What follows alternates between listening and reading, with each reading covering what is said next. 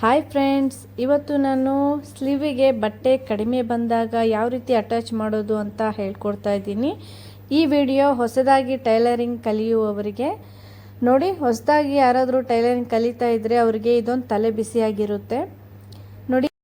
Lining ಬಟ್ಟೆನೇ ನಾನು ಕರೆಕ್ಟಾಗಿ cut ಮಾಡಿ ಅಲ್ಲಿಗೆ ಮೇನ್ ಫ್ಯಾಬ್ರಿಕನ್ನು ಮಡಿಚಿ ಹೊಲಿಗೆ ಹಾಕ್ಕೊಂಡಿದ್ದೀನಿ. ಈಗ ಸ್ಲೀವಿಗೆ ಬಟ್ಟೆ ನನಗೆ ಮೇನ್ ಫ್ಯಾಬ್ರಿಕ್ಕು ಕಡಿಮೆ ಬಂದಿದೆ. ಈಗ ನೋಡಿ, ಈ ರೀತಿ ನಾನು 4 ಪೀಸನ್ನು ಕಟ್ ಮಾಡ್ಕೊಂಡಿದ್ದೀನಿ.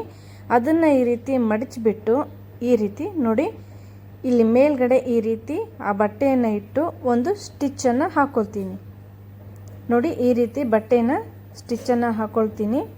ನನಗೆ ಲೈನಿಂಗ್ ಬಟ್ಟೆ ಕರೆಕ್ಟಾಗಿದೆ, ಮೇನ್ ಫ್ಯಾಬ್ರಿಕ್ಕು ಮಾತ್ರ ಕಡಿಮೆ ಬಂದಿದೆ.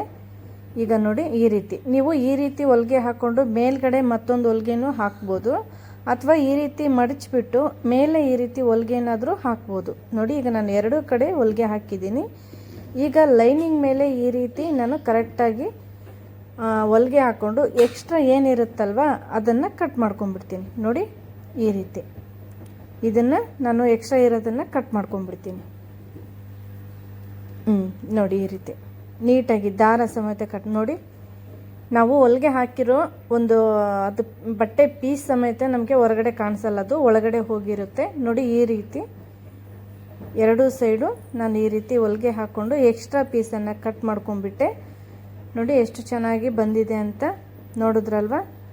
ನಾವು ಹೊಲಿಗೆ ಹಾಕಿರೋದು ಸಹ ಹೊರಗಡೆ ಕಾಣಿಸಲ್ಲ, ನೋಡಿದ್ರಲ್ಲ. ಒಂದು ಸ್ಲೀವ್ ರೆಡಿ ಆಯಿತು. ಈಗ ಅದೇ ರೀತಿ ಇನ್ನೊಂದು ಸ್ಲೀವನ್ನು ಸಹ ರೆಡಿ ಮಾಡ್ಕೋತೀನಿ.